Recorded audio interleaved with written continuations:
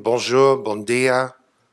I'm very happy to have the opportunity to talk with you. And this morning, what I propose to do is walk fairly quickly through our policy, providing an overview, and then opening up for your questions and comments, because I think that will make for the richest discussion.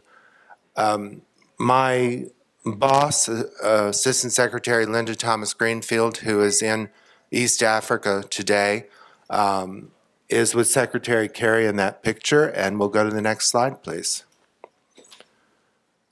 So in June of 2012, President Obama issued a policy statement guiding our Africa policy, and that policy has four main components, and I'll drill down into each of them. But starting with the promotion of democracy, human rights, and good governance, then promoting economic growth, trade and investment, peace and security, and last but not least, development. Next slide, please. And underlying all those objectives is a determination to work with women and disadvantaged groups, to make certain that we are working with young people, and I'll say much more about that, working on the unique needs of conflict and post-conflict states, and last but not least, working very closely with the United Nations, other international organizations, and other bilateral partners, because the United States cannot do everything alone, and we recognize that. Next slide, please. Let's talk for a minute about democracy. This is the map that Freedom House produces each year of freedom in the world. And in Southern and East Africa and in West Africa, we see a lot of countries getting relatively high marks. In Central and East Africa, not so much. And this map will change, no doubt, in the coming years, and it is a constant work in progress. But when President Obama was in Kenya and Ethiopia almost 2 weeks ago now, he reiterated the point that he's made throughout his administration, that we believe in promoting strong institutions and not strong men, that term limits, in his view, are a great way to promote change, not necessarily change from one party to another, but to get people with new ideas into government. And he pointed out, and I suspect correctly, that were he to run for a third term, he would be very competitive. So this is not about how long you can stay in office. It's about getting things done and bringing in new ideas. And it's with that in mind that we approach the subject of term limits. And as all of you are aware, our opposition to term limits in Burundi and the Burundian people's opposition to, not opposition to term limits, our support for term limits, the Burundian people's support for the Arusha Accords that imposed a two-term limit have brought about the current crisis in Burundi. Next slide, please. When we talk about economic growth, let's be very clear that per capita income in sub-Saharan Africa is at its highest level ever, at around $650. Now, there are still a lot of people living on less than $2 a day, but the trajectory is a positive one. And we believe that by promoting trade and investment, we can contribute to that economic growth. Next slide, please. However, there's a key to economic growth that we all need to focus on. And that is, much of Africa's growth to date has been driven by the development of raw materials and by agricultural exports. In order for Africa to leap to the next level, there has to be more value added. There has to be more industrialization. You have to have more technology, more factories. When the president was in Kenya, he opened the Global Entrepreneurship Summit. And during that two-day event, which was the sixth of these summits, but the first in sub-Saharan Africa, he really highlighted the importance of entrepreneurship, of people taking their own creative and innovative ideas and applying those to their environment to create jobs for themselves and for others. And we believe that this is so important for Africa's growth that we have programs not only for young entrepreneurs, but also for women entrepreneurs. Yesterday, we hosted 30 women entrepreneurs at the State Department from all over Africa. And at the end of this month, we'll be having the 15th African Growth and Opportunity Act Forum in Libreville, Gabon. And this will be another opportunity to talk about how trade and investment can contribute to growth. Next slide, please. So, another thing that I spend a lot of my time on are the countries in conflict. And conflict here is defined very broadly, but if you look at Southern and Eastern Africa once again, it's relatively conflict-free.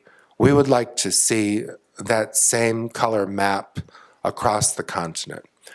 And when we look at the Sahel and go all the way to the Red Sea, that's the area that I, as the number 2 person in the Bureau of African Affairs, spend the bulk of my time on.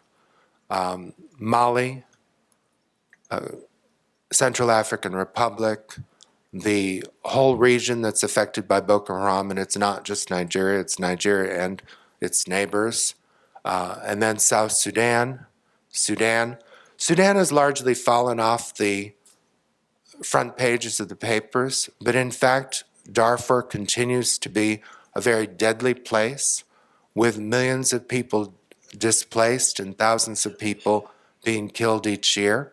And we have not forgotten about it at the State Department. And South Sudan is very much a man-made crisis.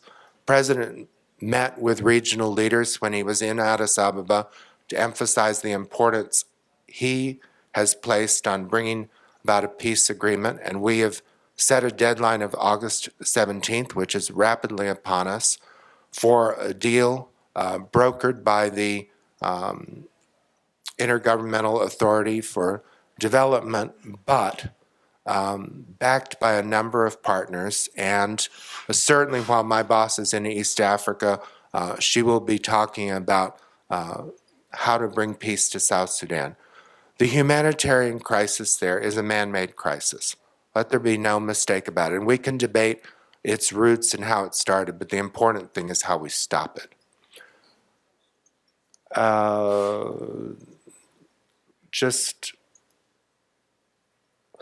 Let me, at this point, say a bit more about how we're approaching conflicts, because while we do it through mediation, there are a number of other steps that we're taking.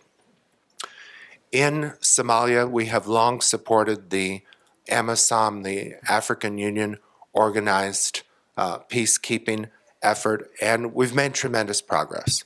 Somalia is in a much better place than it was 5 years ago. Indeed, it is so much further along that we have decided to name the first U.S. ambassador to Somalia since the early 1990s.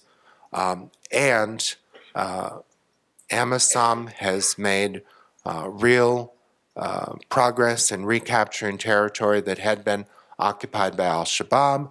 The Kenyans and the Ethiopians in particular, along with the Ugandans, have captured significant amount of territory in the latest offensive.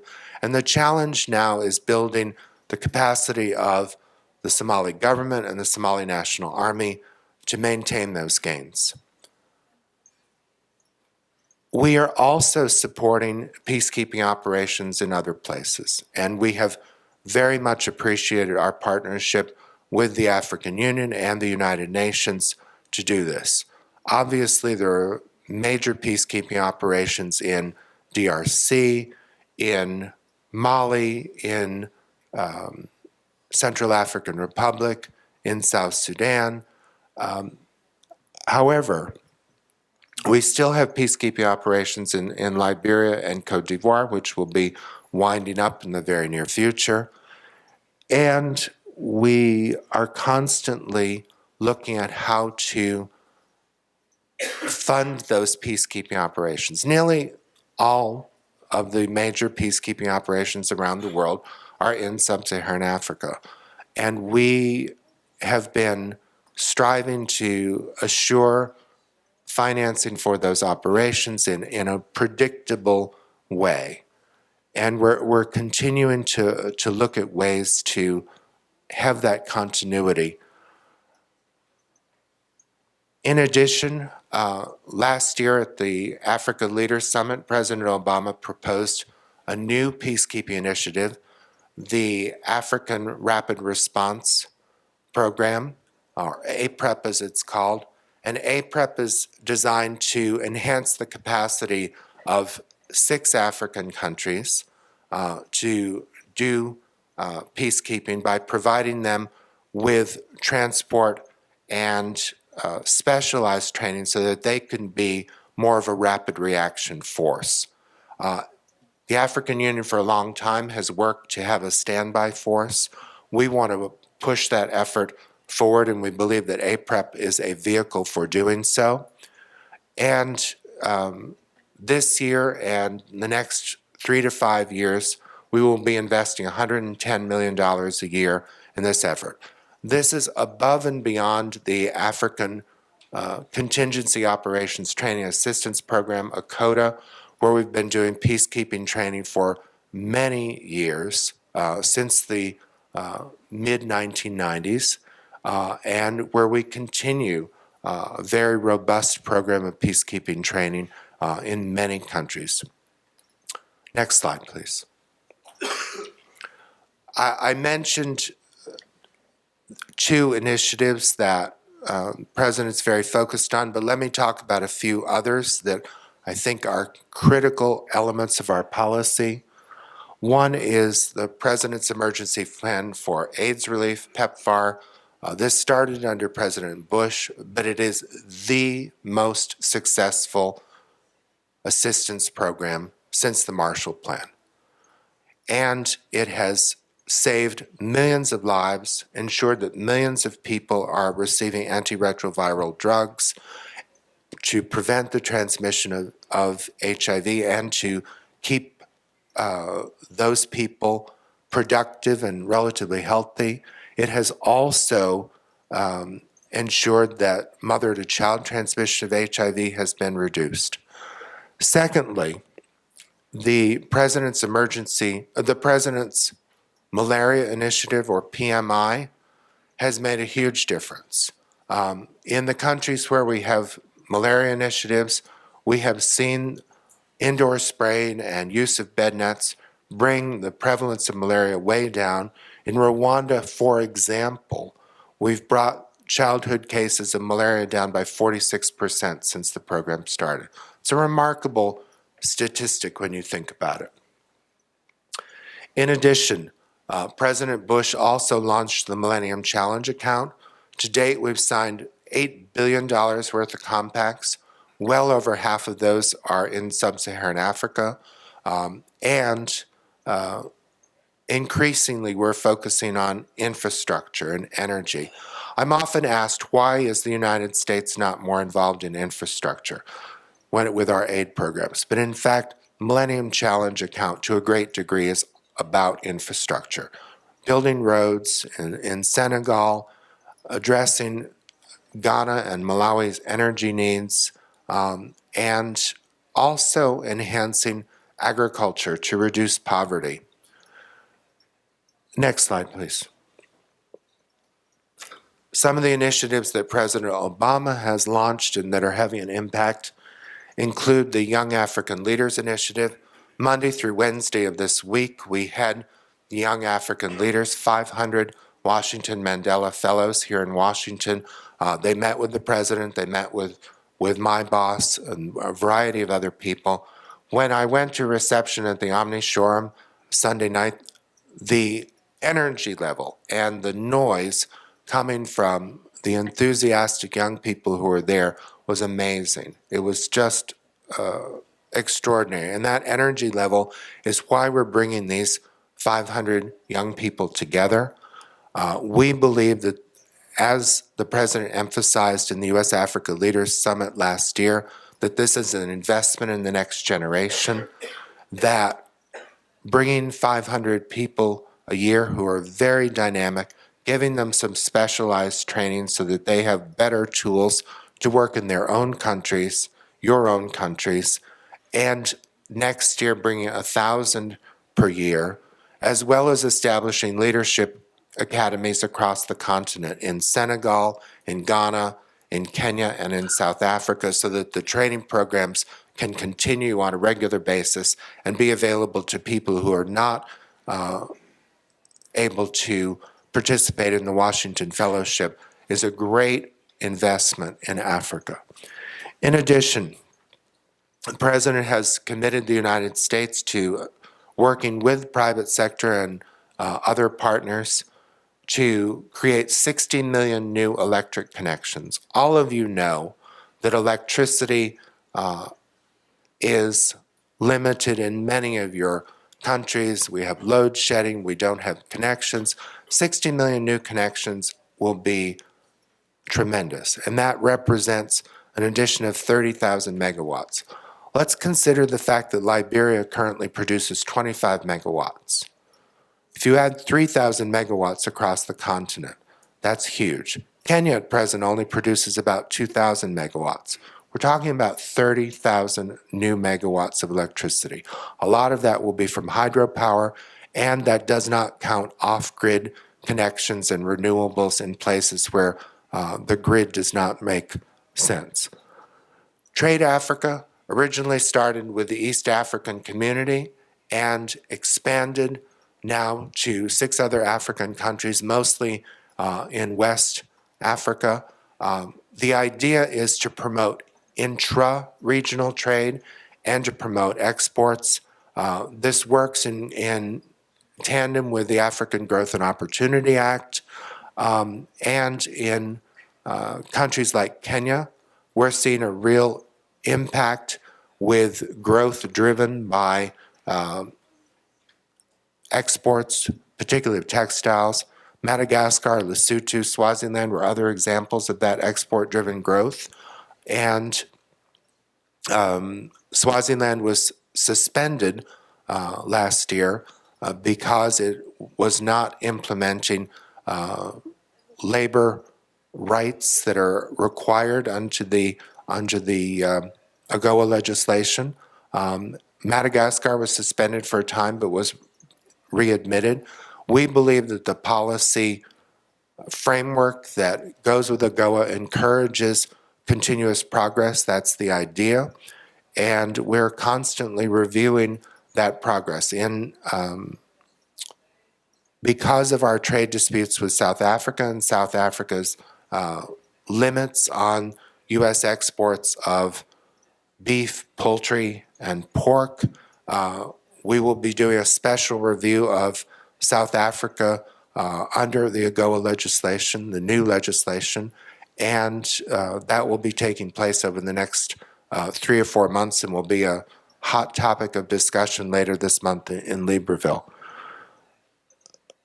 Last but not least, I do want to mention Feed the Future, major investment in agriculture in many of your countries. It's an effort to revolutionize agriculture in 2 ways.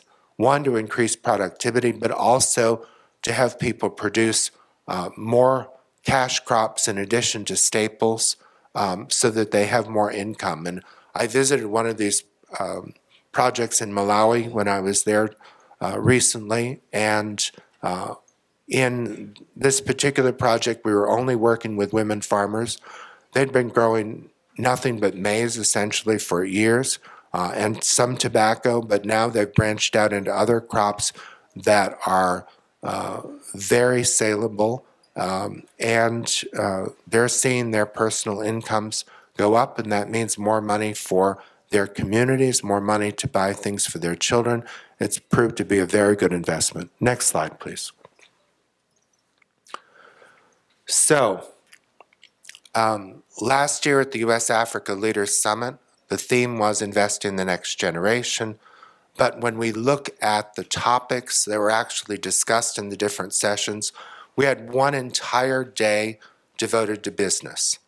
And $33 billion were in deals for both trade and investment were announced at that gathering. And what really distinguished the U.S.-Africa Leaders Summit from the summits that China and Japan and France and the European Union and others hold was the emphasis on trade and investment. And that doesn't mean that we didn't discuss the other key issues: development, peace and security, democracy, good governance, and human rights. And those themes were featured prominently in all of the president's discussions when he's been on each of his 4 trips to Africa, including the most recent one. And he is anxious to see progress in all 4 of these areas. Let me stop there and hear from you so that we can have a dialogue. Thank you for your attention.